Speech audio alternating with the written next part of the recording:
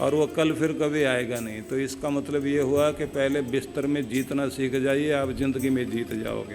तो सबसे पहले आप संकल्प कर लीजिए। पता लगेगा कि कृष्ण भगवान ने जो हमें ये कहा कि कर्मठ बन जाइए, आलस्य को जीत लीजिए, अपनी दिशा को बदल लीजिए, आपकी दशा अपने आप ठीक हो जाएगी। इसके लिए मुहूर्त निकलवाने की ज़रूरत नहीं है, पंडित के पास जाके हाथ दिखाने की ज़रूरत नहीं, बस अपने कर्म क्षेत्र में दो दो हाथ दिखाने की कोशिश कर लीजिए, आपकी ज़िंदगी बदल जाएगी। दूसरी बात आपसे ये कहना चाहता हूँ कि जो लोग अपने आलस्य को जीत लेते हैं वो लोग निश्चित रूप से दुनिया में राज करते हैं। आप लोगों को ये बात तो समझ में आ ही रही है कि थोड़ा सा आलस्य थोड़ा सा नहीं होता, वो बहुत बड़ा होता है। लोग कहते हैं थोड़ी बहुत लापरवाही तो चलती है, लेकिन छोटी सी लापरवाही से कितनी बड़ी दुर्घटनाएं जीवन में हो जाती हैं। ट्रेनें, हवाई जहाज, कितनी सारी दुर्घटनाएं होती हैं।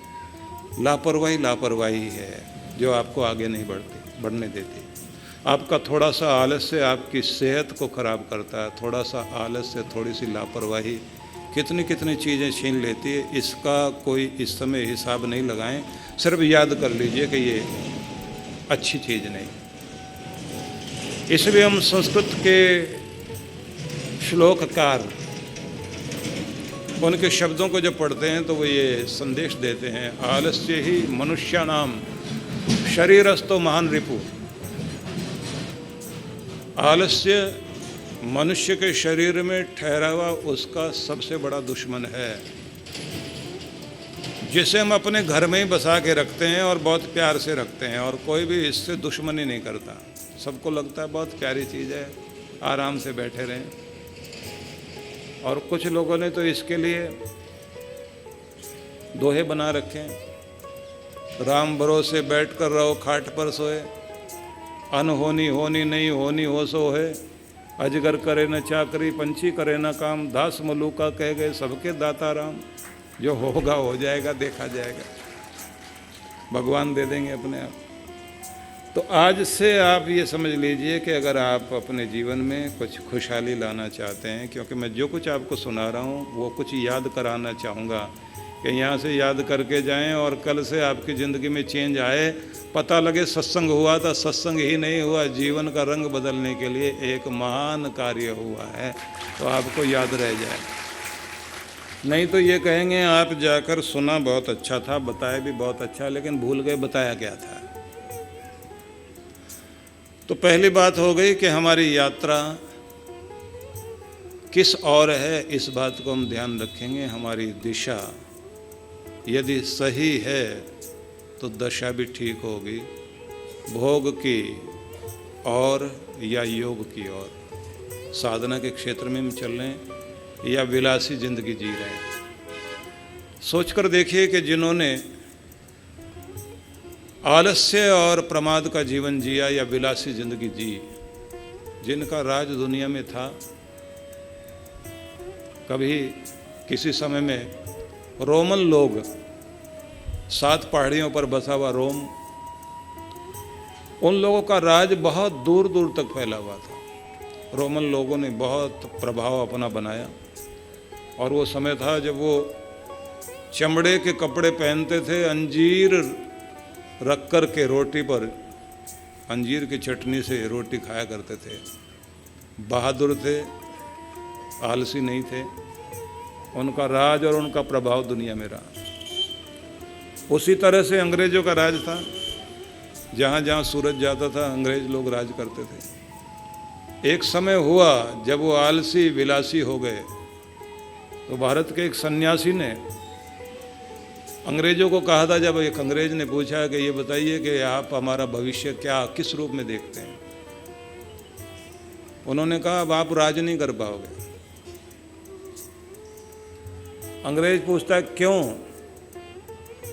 बोले पहले मैं जब 4 बजे इधर से जाता था अपनी साधना के लिए, तो कुछ अंग्रेज जोड़ों को घर से बाहर निकलता हुआ देखता था, और जब वापस लौटता था तो मैदान में बहुत सारे लोग सैर करते हुए, एक्सरसाइज करते हुए दिखाई देते थे। लगता था कि इन लोगों के जीवन में अनुशासन है और कठोर जीवन जीना जानते हैं, तो दुनिया में राज करेंगे। लेकिन अब मुझे दिखाई देता है जब मैं वापस जा रहा होता है, इक्के दुक्के जोड़े बाहर निकलते हैं तो लगता है कि अब लोग आलसी विलासी हो गए, अब इनका शासन खुद पर भी नहीं तो दुनिया पर भी राज कर नहीं सकते, थोड़े दिनों में तुम्हारा राज खत्म हो जाएगा। नवाब लोग रहे, नवाबी ठाट में जिए, उनका राजपाट गया।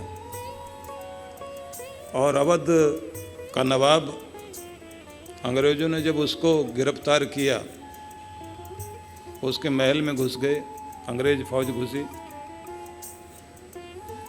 तो ये बैठा हुआ अपने बेड पर, अंग्रेज ऑफिसर ने उसको गिरफ्तार करने का हुक्म दिया। जब गिरफ्तार करके ले जा रहे थे तो उस नवाब साहब से पूछा गया, आप तो भाग सकते थे, दरवाज़ा पीछे का खुला था, इधर से तो हम आए भी नहीं।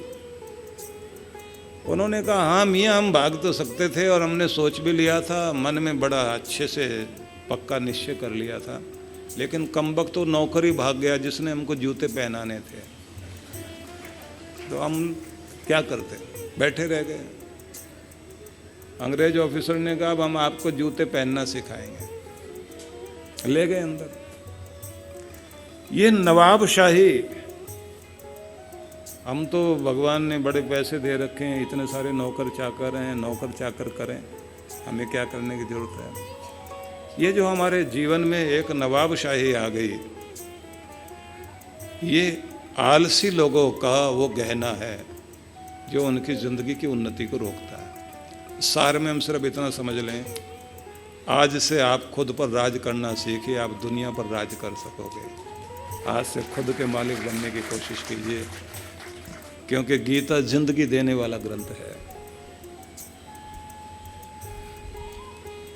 कितने बड़े बड़े हमारे देश के महान योद्धा लोग, चिंतक, हमारे देश के राष्ट्रपति हुए डॉक्टर राधाकृष्णन, जिस व्यक्ति ने भारत का इतना बड़ा फिलोसफर था, राष्ट्रपति था, 18 घंटे का भाषण उस व्यक्ति का हुआ। इंग्लैंड में गए तो इंग्लैंड के लोगों ने उनको, वहाँ की गवर्नमेंट ने पनडुब्बियाँ दिखाई, हवाई जहाज दिखाए। उसके बाद एक रजिस्टर पर उनसे कहा कि अब आप अपनी टिप्पणी लिखिए।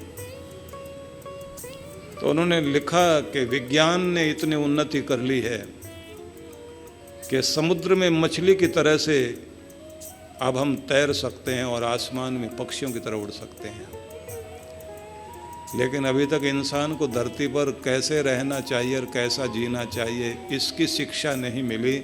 इसकी शिक्षा की आज बहुत आवश्यकता है, और भारत का संदेश यही है कि धरती पर रहना सीखें और धरती पर जीना सीखें। इसको भारत का दर्शन सिखाता है, भारत की फिलॉसफी सिखाती है। उनके लिखे हुए वाक्य वहाँ के अखबारों में छपे, महत्व दिया गया कि सच में आसमान की बुलंदियों तक इंसान पहुँच रहा है, लेकिन जब तक धरती पर ठीक से जीना नहीं सीखेगा, उसकी ज़िंदगी में खुशहाली नहीं आएगी। मैं भी आपसे ये निवेदन करना चाहता हूँ कि जिस ग्रंथ के माध्यम से हमारे जीवन की दिशा बदलती है, हमारी दशा बदलती है, उस ग्रंथ को केवल एक पीले वस्त्र में लपेटकर मत्था टेक दें और फूल चढ़ा दें, इसी की आवश्यकता नहीं, वो जीवन में आ सके इसकी बड़ी आवश्यकता है। तो हमारी पहली कोशिश हो कि स्वयं के आलस्य पर, अपनी लापरवाही पर विजय प्राप्त करें और एक सुदृढ़ अनुशासन जीवन में धारण कर सकें। ये हमारा पहला संकल्प होना चाहिए। दूसरी बात है कि जैसे मैंने आपसे कहा था कि जिनकी यात्रा भोग की ओर है तो भोगी विलासी जीवन जिएंगे, आराम पसंद हो जाएंगे, सुविधा भोगी हो जाएंगे, और सुविधा भोगी व्यक्ति अपने जीवन में ज़्यादा खुशहाली प्राप्त नहीं कर पाता। इस बात को भी थोड़ा सा ध्यान दीजिएगा। जब आप कठिनाइयों की तरफ दौड़ते हैं तो ज़िंदगी आसान बनती है, और जब आप आसानियों की तरफ भागते हैं तो ज़िंदगी कठिन बनती है। मतलब बच्चों को कहा जाए कि पढ़ाई कीजिए, टेलीविज़न मत देखिए, मनोरंजन की तरफ मत जाओ, तो बच्चों को क्या लगता है? पढ़ाई बहुत मुश्किल है, एग्जाम्स तो बहुत ही मुश्किल चीज़ है, तो वो आसानी की तरफ भागते हैं, नकल कर लें, कुछ और कर लें। उसका परिणाम क्या होता है? आसानी की तरफ भागते भागते ज़िंदगी मुश्किल में पड़ जाएगी, सारी ज़िंदगी कुछ भी नहीं बन पाएंगे, पीछे रह जाएंगे। और अगर उन दिनों में मेहनत कर लें, कठिनाई की तरफ चलें, तो ज़िंदगी आसान हो जाएगी, पूरी ज़िंदगी आनंद से जीवन जिएंगे। तो कभी भी ये आदत मत डालिए कि आसान चीज़ क्या है उधर चलें। कोई आसान काम बता दीजिए, आसान बात बता दीजिए, आसान दवाई बता दीजिए, आसान नुस्खा बता दीजिए, आसानी से चीज़ें हो सके वो बता दीजिए। सब लोग ये कहते हैं। जब आप मुश्किल को आसान करना सीख जाते हैं तो ज़िंदगी भी आपकी आसान बन जाती है। जब आप मुश्किल से भागना शुरू कर देते हैं तो ज़िंदगी मुश्किल हो जाती है, क्योंकि आसानी की तरफ चलने से आपकी ज़िंदगी मुश्किल में पड़ती है। जिनको मुश्किलें सुधारनी आ जाती हैं उनके लिए मुश्किल मुश्किल नहीं हो जाती, उनके लिए आसानी हो जाती है। इसलिए किसी भी चीज़ को आप अगर ये मानते हैं कि कठिन है, वो उतनी देर तक के लिए कठिन है जितनी देर तक आप समझ नहीं पा रहे। जैसे आप समझ पाएंगे कोई भी चीज़ कठिन नहीं रहती। पहली बार बच्चे को कदम रखना कठिन लगता है, उसके बाद जब चलना सीख जाता है फिर कठिन नहीं लगता, फिर तो कठिन ऊंचे नीची जगह भी जंप लगाता है। कोई भी चीज़ शुरुआत में, साइकिल चलाना सीखे, मोटरसाइकिल चलाना सीखे, आप कार चलाना सीखे, शुरुआत में कठिन लगेगी ना, सीखने के बाद में आसान लगती है। इसलिए ज़िंदगी में चीज़ों को सीख कर कठिन चीज़ों की तरफ चल करके उसे आसान बनाइए, जिससे कि आपकी ज़िंदगी आसान बन जाए। तो आज से आप इस बात को सोच लीजिए कि आप इतने हिम्मत वाले बनेंगे, अपनी कठिनाइयों को आसान बनाने की चेष्टा करेंगे। किसी भी चीज़ को डर कर, कठिन मानकर उससे भागने की आदत नहीं होनी चाहिए। ये आदत जब पड़ जाती है तो हर चीज़ से हम बाहर भागते हैं। इसलिए सोचिए कि कृष्ण भगवान का जन्म कारागार में, जेल में हुआ। पले जाकर माँ से दूर नंद के घर में, दूध पिलाने के लिए दाई का वेश धारण करके पूतना आ गई, जहर पिलाने के लिए तैयार हो गई। तो कृष्ण भगवान के जीवन में कठिनाइयां कम तो नहीं थी। जिसका जन्म ही जेल में हुआ हो और माँ की गोद से दूर जाकर पला हो और खेलने जाएं तो हर चीज शत्रु बनकर सामने आ जाए, और उसके बाद भी जीवन में कभी रोते हुए नजर नहीं आए हों। आप कहेंगे वो तो भगवान थे, तो भगवान मनुष्य का रूप धारण करके आए ना, क्या समझाने के लिए कि रोने से कठिनाइयां कभी दूर नहीं होती, हिम्मत से ही कठिनाइयां दूर होती हैं। और जिनका रोने की आदत पड़ जाती है उनकी ज़िंदगी में रोना ही रोना रह जाता है। इसलिए चेहरे पर रखिए मुस्कान। कृष्ण का संदेश क्या है? व्यास ऋषि ने जो उनके संबंध में कहा वो कितना अद्भुत कहा कि कृष्ण स्वरूप के दर्शन कीजिए, जिनमें चेहरे पर मोहक मुस्कान है और वाणी में माधुर्य, माथे पर शीतलता, रोम रोम में कर्म करने का जोश। ये जो रगों में कर्म करने के जोश की गर्मी है, ये मनुष्य को वरदान मिल जाए तो सफल हो जाएगा। जिसकी वाणी में माधुर्य आ गया उसके संबंध सुधर जाएंगे, और जिसके चेहरे पर मुस्कुराहट रह गई उसकी तरफ खुशहाली अपनी तरफ अपने आप आएगी। और जिसका माथा ठंडा है, शांत है, शीतल है, उसकी योजनाएं हमेशा सफल रहेंगी। कृष्ण भगवान के स्वरूप को देख करके ये चार चीज़ें सीख लीजिए कि चाहे कुछ भी हो, चेहरे पर मुस्कान रखेंगे, वाणी में मधुरता रखेंगे, माथे को ठंडा रखेंगे, हाथ पाँव में गर्मी रखेंगे, जिससे ज़िंदगी में सफलता मिलती चली जाए। चार ही तो चीज़ है, और ये तब भी रखनी है क्योंकि ये आमतौर से तो रहती है। वाणी मीठी करके बोलते रहेंगे, मुस्कुराते भी रहेंगे, और माथा भी ठंडा रहेगा, काम भी ठीक कर लेंगे। लेकिन जब मुश्किल आती है तब ये चारों चीज़ें उड़ जाती हैं। किसी के सामने मुश्किल आ जाए मुश्किल देखते ही वाणी कड़वी, चेहरा उदास, माथा गरम, हाथ पांव ठंडे। होना क्या चाहिए? वाणी मीठी, चेहरा प्रसन्नता से भरा हुआ, माथा ठंडा, हाथ पांव गरम। और जैसे आई मुसीबत, चेहरा उदास, वाणी कड़वी, माथा गरम, हाथ पांव ठंडे। हाथ पांव नहीं चलेंगे। तो चार चीजें कृष्ण का दर्शन करके सीख लीजिए कि मेरे कृष्ण भगवान जो आपके स्वरूप में चार मुख्य गुण दिखाई दे रहे हैं, आज से बस यही दान दे दीजिए जिससे मेरा जीवन सफल हो जाए। बस यही याद करके जाइए। आप जब आप घर जाएं तो अपने घर में लिख कर के रख लीजिए कि मेरे कृष्ण के मुखमंडल पर सदा खेलने वाली मधुर मुस्कान मेरी ओर लौट आए। वहाँ जो माधुर्य वाणी का है वो माधुर्य मुझे मिल जाए। वहाँ जो माथे की शीतलता है वो मेरे माथे में बस जाए। और वहाँ जो कर्म करने का अद्भुत उत्साह है वो उत्साह मेरे रोम रोम में संचरित हो जाए। बस यह आप एक बार निवेदन कर लें और फिर आप देखें आपका जीवन कितना अपने आप खुशहाल हो जाएगा। और अगली बात ये भी ध्यान रख लीजिए, जैसे मैंने आपसे कहा था कि हमारी यात्रा प्रदर्शन की तरफ है या आत्मदर्शन की तरफ है, दिखावे की तरफ चल रहे हैं या आत्मदर्शन, स्वयं को जानने के लिए, आत्म सुधार, आत्म निर्माण, आत्म कल्याण की यात्रा पर हम हैं। हर दिन स्वयं को निखारना, हर दिन स्वयं के अंदर सुधार लाना, पहले से और बेहतर होना, व्यवहार में भी, कर्म में भी, कार्य करने में भी। जो लोग थोड़ा थोड़ा रोज अपने आप को निखारते रहते हैं, निश्चित रूप से उनके जीवन में बड़ा चमत्कार आता है। असल में तो प्रत्येक व्यक्ति के जीवन में प्रेरणा देने वाला, जिससे मोटिवेट हो सकते हों, जिससे इंस्पायर हो सकते हों, ऐसा कोई तत्व जरूर होना चाहिए। नहीं तो क्या होता है कि हमारे अंदर आगे बढ़ने की जो आग है वो थोड़े समय के बाद में ठंडी हो जाती है। जरा सोच के देखिए कि अगर हमको याद आता है अलेक्जेंडर का, जिसको हम सिकंदर के रूप में जानते हैं, और लोग कहते हैं मुकद्दर का सिकंदर, जहाँ जहाँ हाथ लगाया हर चीज़ सोना बनती चली गई, मिट्टी भी सोना बन गई, जहाँ गया वहाँ जीतता हुआ चला गया। सोचिए एथेंस से चलकर, अलेक्जेंड्रिया से चलकर सिकंदर भारत में आया। हालांकि ज़्यादा अंदर नहीं आ पाया,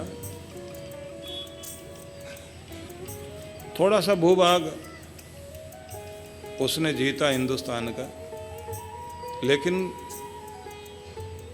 सिंधु नदी और झेलम से उस तरफ ही रहा, इधर नहीं आ पाया। 33 वर्ष की उम्र में तो डेथ हो गई। लेकिन उन दिनों सोचिए कि घोड़े पर सवार होकर यूरोप से चलकर कोई इस देश तक पहुंच जाए और बीच के सारे देश जीतता हुआ आ जाए, तो क्या ताकत थी उस आदमी के पीछे। उसका गुरु था अरिस्टोटल, अरस्तु। अपने गुरु के पास जाकर के कहता है कि मैं कुछ बड़ा होना चाहता हूं, कुछ बड़ा करना चाहता हूं, आप मुझे बताओ क्या करूं। गुरु ने कहा सबसे पहले खुद को जीत, अपने ऊपर नियंत्रण लगा, अपने ऊपर कंट्रोल ला, और मैं तुम्हें कुछ संदेश देता हूं, उन्हें याद कर। आज की उपलब्धि में संतुष्ट रहो, आनंद मनाओ। आगे बढ़ने का रास्ता जितना दिखाई दे रुको नहीं। आसमान की बुलंदियों तक अपनी शक्ति को पहुंचाओ और जिंदगी में कभी डर को स्थान मत देना। कोई चीज उतनी ही बड़ी होती है जितना तुम्हारा डर बड़ा होता है। अगर तुम्हारा डर बड़ा है तो दूसरा तुम्हें दबा देगा, और अगर तुम्हारे अंदर डर नहीं है तो कोई चीज तुम्हें दबा नहीं सकती। सिकंदर को उपदेश दिया अरस्तु ने। इस व्यक्ति ने केवल ऐसे नहीं सुना कि कैसे कोई कथा सुनाई जाती है, इसे कानों से सुना, हृदय से सुना, प्राणों से सुना, और कहा कि मेरे गुरु का वचन है, पूरा करके दिखाऊंगा।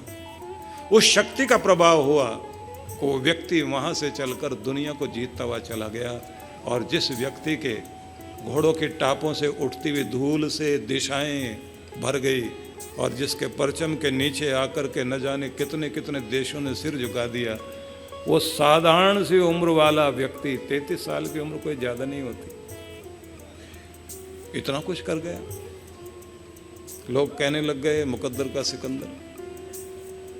मैं निवेदन करना चाहता हूं कि कोई जागरूक करने वाला व्यक्ति हो, सोच करके देखिए कि जंगलों के अंदर तीर चलाते हुए एक व्यक्ति का हाथ पकड़कर एक शिक्षक समझाता है, बेटा प्रत्यंचा को कान तक खींचो और बीच में श्वास मत लेना और तीर की नोक मत देखना, लक्ष्य देखना, और तीर छोड़ने से पहले लक्ष्य तक तीर की नोक को सीधा करके और बिना सांस लिए प्रत्यंचा को कान तक खींचकर छोड़ देना और फिर देखना लक्ष्य अपने आप भेद हो जाएगा, लक्ष्य बींद लोगे। बच्चे ने ऐसा ही किया, तीर लग गया निशाने पर। उसके बाद उसने पीछे मुड़ करके देखा और कहा, तुम कौन हो? बोले, मैं वो हूं जिसकी तुम्हें जरूरत है। बोले, मैं सुबह से अभ्यास कर रहा हूं, मेरा तीर निशाने पर नहीं लग रहा था। उस व्यक्ति ने कहा, बहुतों के निशाने पर तीर नहीं लगते क्योंकि उनको गाइड करने वाला नहीं होता। मैं वो हूं जिसका नाम गुरु कहा जाता है, मेरा नाम चाणक्य है। बच्चा कहता, मुझे आपकी बहुत जरूरत है। चाणक्य कहता है कि जितनी तुम्हें मेरी जरूरत है उतनी मुझे भी तुम्हारी जरूरत है, क्योंकि योग्य गुरु और योग्य शिक्षक, योग्य शिक्षक हो या योग्य गुरु हो और योग्य शिष्य हो, योग्य चेला हो, जब ये दोनों मिल जाया करते हैं, इतिहास नई करवट लेता है, संसार में कुछ न कुछ चमत्कार जरूर होते हैं। और वही हुआ। एक साधारण बालक को चाणक्य ने वहां पहुंचा दिया जिसकी कल्पना नहीं की जा सकती। हिंदुस्तान में 24 सालों तक राज करने वाला चंद्रगुप्त, हिंदू कुश पर्वत से लेकर बंगाल की खाड़ी तक एक विशाल भूभाग में साम्राज्य रहा। राज करने के लिए बैठा है चंद्रगुप्त, आदेश चलता है चाणक्य का, और चाणक्य एक छोटी सी झोंपड़ी में रहता है। सामने कुछ जमीन है जिसको खुद बोता है, उसमें से फसल उगा करके अपना भोजन करता है। विद्यार्थी पढ़ रहे हैं, लेकिन उसके इशारे के बिना कुछ भी काम नहीं होता। लिखा है ग्रंथों में कि चंद्रगुप्त मिलने के लिए गया प्रधानमंत्री। चंद्रगुप्त राजा है और प्रधानमंत्री चाणक्य उनकी कुटिया में मिलने के लिए गया। रात हो गई, सर्दी के दिन थे। देखा सदगुरु फटा हुआ कंबल ओढ़कर लेटे पड़े। भारत देश का इतने बड़े भूभाग का अधिपति अपने बिस्तर में फटा हुआ कंबल ओढ़कर सोया हुआ। बड़ा रोना आया उसको, मेरे गुरु को मैं क्या अच्छा कंबल नहीं दे सकता। सवेरे तक बैठा रहा। जब गुरुदेव जागे तो रोते हुए कहा कि मुझे बहुत दुख है, मैं आपकी सेवा क्या कर सकता हूं, आप बताओ। उन्होंने कहा, राजकाज में बहुत ज्यादा उलझा रहा तो जमीन पर ज्यादा काम नहीं कर पाया, पैसे नहीं कमा पाया तो कंबल भी नहीं ले पाया। और गुरुदेव आपके कुटिया में दूसरी साइड में कंबलों का ढेर लगा हुआ है। बोले, ये विद्यार्थियों के लिए हैं जो दूसरी तरफ से आए हैं, इनको ओढ़ने का अधिकार मुझे नहीं है। मैं अपनी कमाई को ही ओढ़ूंगा, नहीं तो चाणक्य दुनिया पर राज नहीं कर सकता। चाणक्य का प्रभाव दुनिया में नहीं रहेगा। अब किसी एक महान विचारधारा को लेकर के जब कोई एक सत्तासीन होते हैं लोग, तो शुरुआत में तो पार्लियामेंट में साइकिल पर भी बैठ के जाएंगे, भले टोपी लगा कर जाएं या कोई और रूप धारण करके जाएं, बाद में रूप बदल जाएगा। चाणक्य ने महान विचारधारा का स्वामी था। यूरोप वाले लोग 300 साल के लगभग हुए, 322 साल पहले हुआ मैकियावेली। उसकी कूटनीतिज्ञता को बहुत बड़ा, डिप्लोमेसी को बहुत बड़ा महत्व देते हैं वे लोग। विषय चल पड़ा इसलिए सुना रहा हूं आपको। लेकिन पूरे संसार में चाणक्य जैसा डिप्लोमेट, कूटनीतिज्ञ, महान चिंतक दूसरा कोई नहीं है, जबकि यूरोपियन लोग सबसे ज्यादा महत्व उसको देते हैं, मैकियावेली को महत्व देते हैं। अब थोड़ा थोड़ा मानने लग गए हैं, अर्थशास्त्र में भी, कूटनीतिज्ञ में भी चाणक्य का जवाब नहीं। सार में मैं ये बताना चाहता हूँ आपको कि जब किसी के जीवन में प्रेरणा देने वाला कोई सही व्यक्ति होता है तो साधारण जिंदगी भी साधारण नहीं रहती, क्योंकि व्यक्ति को जागरूक करने वाला कोई होना चाहिए। इसलिए जैसे पेड़ पौधों का ध्यान, उनका पत्तों का रुख सूरज की तरफ रहता है, सूरजमुखी का फूल जैसे सूरज की तरफ देखता रहता है, ऐसे ही जो लोग अपने गुरु की ओर उन्मुख रहा करते हैं, गुरुमुख होकर के रहते हैं, उनकी जिंदगी में निरंतर विकास और शक्ति आती रहती है। इसलिए जितना हो सके सद्गुरु और सद्गुरु की विचारधारा से जुड़ना चाहिए और सद्गुरु के द्वारा दी गई विधियों के अनुसार अपने जीवन को जीने की चेष्टा करनी चाहिए कि जिससे हमारे जीवन में निखार आए। नहीं तो हम अपने अपने दुख दर्द के घेरे में उसी वृत्ति में घूमते घूमते, उसी वृत्त में घूमते हुए, उसी गोल चक्कर में घूमते घूमते जिंदगी व्यतीत कर लेंगे और बाहर नहीं निकल पाएंगे। इसलिए जो संदेश गीता के हैं वो आपके सामने मैं रखना चाहता हूँ। आज केवल भूमिका के रूप में कुछ बातें मैं कह रहा हूँ, जिन्हें आप लोग इस रूप में लीजिए कि कुछ निर्देशन हैं जिन पर हम लोग ध्यान देंगे।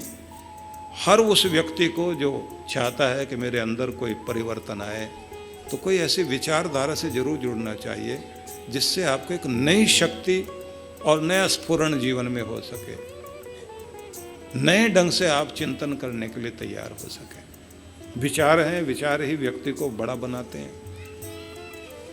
किसी समय हम लोग देखते हैं कि विचारधारा का ही प्रभाव था। पढ़े लिखे लोग कम थे, लेकिन अपने बच्चे को अपने से ज़्यादा योग्य, अच्छा बनाने पर ज़्यादा ध्यान देते थे। अब लोग डिग्रियां दिलाने में ज़्यादा रुचि ले रहे हैं, लेकिन इस बात की कोशिश नहीं कर रहे कि डिग्री तो आप बच्चों को दिला दोगे, अगर उनके अंदर अच्छे मैनर्स नहीं हैं और अच्छे संस्कार नहीं हैं तो वो किस तरफ मुड़ जाएंगे आगे जाकर। इस बात को रात दिन हम लोग देख ही रहे हैं, जिसका दुखद परिणाम ये है कि बच्चे माँ बाप से दूर हो रहे हैं और माता पिता यही शिकायत करते हैं, कलयुग आ गया, ऐसी स्थिति क्यों आ गई। बच्चों में दोष नहीं है और बच्चों को भाषण देकर नहीं सिखाया जा सकता। बच्चों के साथ समय व्यतीत किया जाए, उनके साथ छोटी आयु से ही। आज सोचिए कि बड़े से बड़े शिक्षाविद लोग इस बात को और मनोवैज्ञानिक कहते हैं, जो कुछ संस्कार आप अपने बच्चे को 6 साल की उम्र में दे देते हैं, उसका प्रभाव पूरे जीवन भर रहता है। अब 6 साल का बच्चा तो बहुत छोटा बच्चा होता है, और 6 से लेकर के 12 साल तक की जो उम्र होती है उसमें संस्कार परिपक्व होने की एक दशा चलती है। उसके बाद में भावुकता का समय शुरू होता है, जब टीन एज शुरू होती है, 13 से लेकर के 19 तक। टीन एज में भावुकता बहुत अधिक होती है। उस समय बच्चा सोचता है कि मैं बड़ों के साथ खेलता हूँ तो बड़े कहते हैं कि तू छोटा है, कि अपने छोटों के साथ खेलो, और छोटे वाले मना कर देते हैं, तुम बड़े हो गए, जाकर के बड़ों के साथ खेलो। उस समय जोश बहुत होता है, निराशा भी बहुत जल्दी होती है। उसी समय बनने और बिगड़ने का समय होता है। उस समय कोई अगर कथा कहानी के माध्यम से शिक्षा दे करके बच्चों को समझाना शुरू कर दे तो स्थिति क्या होती है मुझे ध्यान आता है शिवाजी, छत्रपति शिवाजी जब बालक थे तो उनके दादाजी उनको वीर अर्जुन की कहानी सुना रहे थे। कैसे वीर अर्जुन ने किस तरह से कौरवों को हराया, कैसे जीते।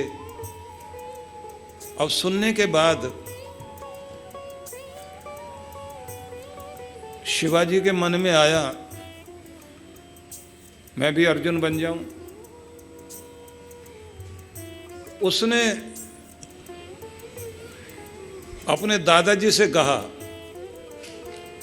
दादाजी मैं भी अर्जुन बनना चाहता हूं, लेकिन अर्जुन बनूं कैसे? मेरे जीवन में तो कृष्ण है ही नहीं। कृष्ण मिले थे तो अर्जुन वीर अर्जुन बना ना, क्योंकि कृष्ण मिले, अर्जुन का विषाद दूर हुआ, उसे अपनी शक्ति का पता लगा। कृष्ण मिले तो अर्जुन को दिव्य दृष्टि मिली। कृष्ण मिले तो जब तक कृष्ण साथ रहे, चाहे सामने 11 अक्षौहिणी सेना थी, 7 अक्षौहिणी सेना पांडवों के साथ थी और 11 अक्षौहिणी सेना दुर्योधन के पास थी। तो शिवाजी कहते हैं कि इतनी बड़ी सेना सामने थी, लेकिन अर्जुन की शक्ति इतनी बड़ी क्यों बनी? क्योंकि उनके साथ कृष्ण थे। तो मैं भी अर्जुन बनना चाहता हूं, पर बनूं कैसे? मेरे पास तो कृष्ण है ही नहीं। अगर मेरे पास कृष्ण हो तो मैं भी अर्जुन बन जाऊं। तो शिवाजी के दादाजी क्या कहते हैं, बेटा कृष्ण की परवाह मत कर, अर्जुन बनने की कोशिश कर, कृष्ण तो तुम्हें ढूंढते हुए अपने आप तुम्हारे पास आ जाएंगे। वैसा मन तो बनाओ अर्जुन जैसा। अर्जुन जैसा मन क्या था? सामने कितने सारे विकल्प थे, सेना, शस्त्र, धन बल, सब कुछ। अर्जुन ने वो नहीं चुना, क्योंकि कृष्ण भगवान ने कह दिया एक तरफ मेरी सेना, अस्त्र शस्त्र और धन बल भी साथ में दूंगा, और दूसरी तरफ अकेला मैं जो लड़ाई भी नहीं लड़ूंगा। लड़ाई अपने आप को ही लड़ लेना, साथ खड़ा हो सकता हूं। चुनाव अर्जुन का अद्भुत था। उसने कह दिया कृष्ण मुझे आपकी सेना नहीं चाहिए, शस्त्र नहीं चाहिए, अगर मुझे कुछ चाहिए तो केवल आप चाहिए। अगर आप मेरे साथ हैं मैं दुनिया की जंग जीत सकता हूं। तो दादाजी कह रहे हैं शिवाजी को, ये अर्जुन का मन जब तुम्हारा हो जाएगा तो कृष्ण को ढूंढना नहीं पड़ेगा, कृष्ण तुम्हें ढूंढते हुए तुम्हारे पास अपने आप आ जाएंगे। मैं भी आपसे ये कहना चाहता हूँ कि अगर शिष्य जैसा मन आपके का बन जाता है तो गुरु तो जीवन में आ ही जाएगा। जब आपको सीखना चाहते हैं तो शिक्षा कहीं ना कहीं से मिलेगी ज़रूर। जब आप अपने जीवन में कुछ बनना चाहते हैं और आप ये सोचते हैं कि अब जैसे तैसे अब तक जीवन जिया, अब ऐसे नहीं जिएंगे, आज से जीवन में एक नया परिवर्तन आना चाहिए, एक नई क्रांति आनी चाहिए, आज से मैं अपना आलस्य जीत रहा हूँ, आज से मैं अपने जीवन में अनुशासन अपना रहा हूँ, आज से सुदृढ़ होऊंगा, आज से संकल्पवान बनूंगा, आज से मेरे विचारधारा में परिपक्वता आएगी। आज तक जो भी लापरवाही थी, जो भी आलस्य था, सब पर विजय प्राप्त करने के लिए मैं खड़ा हो गया हूँ। निश्चित रूप से उसी समय आपकी ज़िंदगी बदलनी शुरू हो जाएगी, और ज़िंदगी नहीं भाग्य बदलेगा।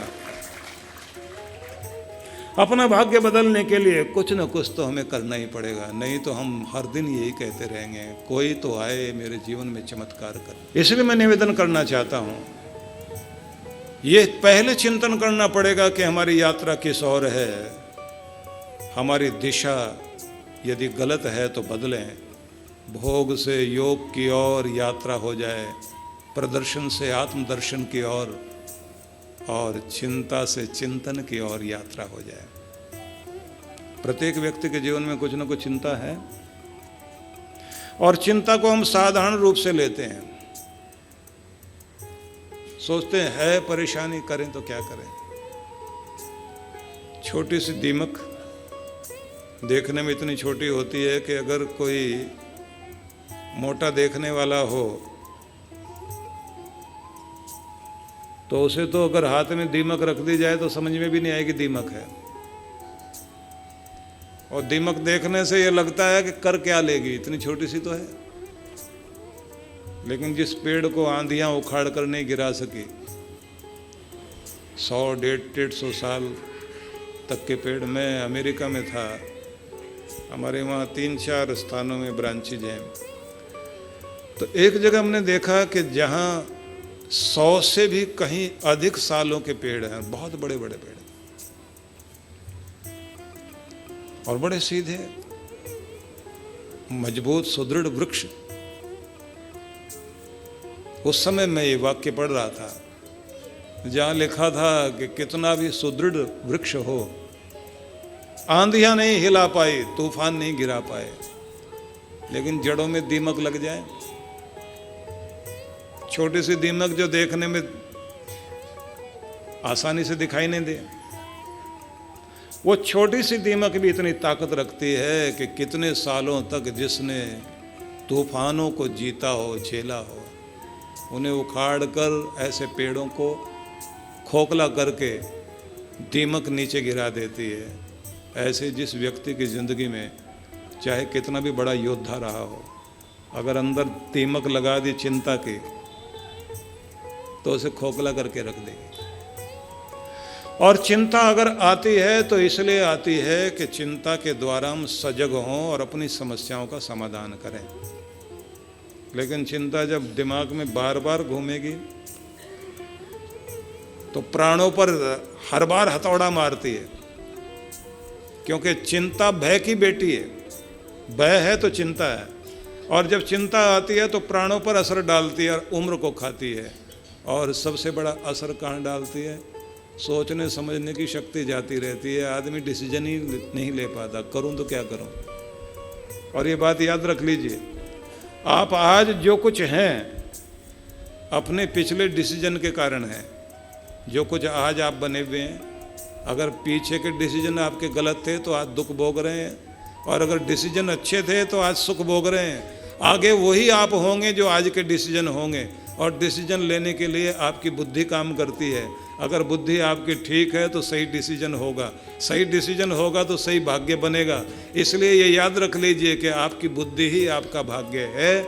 इसलिए अपनी बुद्धि को ठीक रखने के लिए आदमी को ज़्यादा कोशिश करनी चाहिए। भारत में इसीलिए नियम है, माथा झुकाएंगे हर जगह। इस माथे के अंदर ही वो मस्तिष्क है ना, दिमाग है, बुद्धि है, जिस पर हम हाथ रखवाना चाहते हैं अरमान पुरुष का कि इस पर हाथ रखना, बुद्धि सुबुद्धि बनी रहे, बालक ठीक रहे, दिमाग सबका सही रहे, बुद्धि ठिकाने पर रहे। क्योंकि जब भगवान किसी को दंड देता है तो डंडे से मारता नहीं आकर, दिमाग ही हिला देता है। बुद्धि हिल जाती है, गलत कर बैठता है, और उसी का परिणाम होता है विनाश काले विपरीत बुद्धि। व्यक्ति विनाश के समय में वो कर बैठता है जो नहीं करना चाहिए। इसलिए लोग हर जगह मत्था टेकते हैं, हर जगह जाते हैं। कृष्ण भगवान ने भी गीता में कह दिया, जाओ सदगुरु के पास, तद विद्धि प्रणिपातेन परिप्रश्नेन सेवया। जीतो अपने सदगुरु को, उनके चरणों में जाकर सिर झुकाना सीखो। सदगुरु की शरण में जाकर सेवा करके, सही ढंग से जिज्ञासा करके सही ज्ञान को अर्जित करने की चेष्टा करो, जिससे आपकी दिशा ठीक हो और जीवन सही बने। स्थान स्थान पर इस श्रद्धा के विषय में कहा गया, और आप लोग जानते हैं, श्रद्धालु व्यक्ति हो निश्चित ही अपना कल्याण करता है। अश्रद्धा व्यक्ति के जीवन में जब आ जाती है, मान लीजिए माता पिता के प्रति श्रद्धा नहीं है, चारपाई उनकी भारी पड़ेगी। और अगर श्रद्धा है तो माँ बाप के लिए आदमी सब कुछ कर लेगा। श्रद्धा है तो कोई जगह दूर नजर नहीं आती, भले ही वैष्णो देवी जाना पड़े या तिरुपति जाना पड़े या अमरनाथ जाना पड़े या केदारनाथ जाना पड़े, आदमी पहाड़ की चोटियाँ चढ़ जाएगा, बर्फ में फिसलता हुआ भी चला जाएगा। और श्रद्धा नहीं है तो अपने घर के सामने के मंदिर में भी दर्शन करने नहीं जाएगा। इसलिए श्रद्धा आपको पहाड़ तक चढ़ा सकती है, और श्रद्धा आपको वहाँ पहुँचा सकती है जहाँ की कल्पना नहीं कर सकते कि यहाँ भी आदमी जा सकता। जब श्रद्धा आती है तो ये बात ध्यान रख लीजिए, एक विश्वास होता है स्वयं के प्रति, मैं कुछ करूँगा, मुझे कुछ करना है। सबसे पहले स्वयं के प्रति एक मान रखिए, आत्मसम्मान, अपनी संस्कृति के प्रति, अपने बड़ों के प्रति, अपने इष्ट देव के प्रति, अपने कर्तव्य के प्रति एक विश्वास बना लीजिए, सम्मान बना लीजिए। इसी का नाम श्रद्धा है। ये श्रद्धा आत्म श्रद्धा हो या प्रभु के प्रति श्रद्धा हो, व्यक्ति को कहाँ तक पहुँचाती है।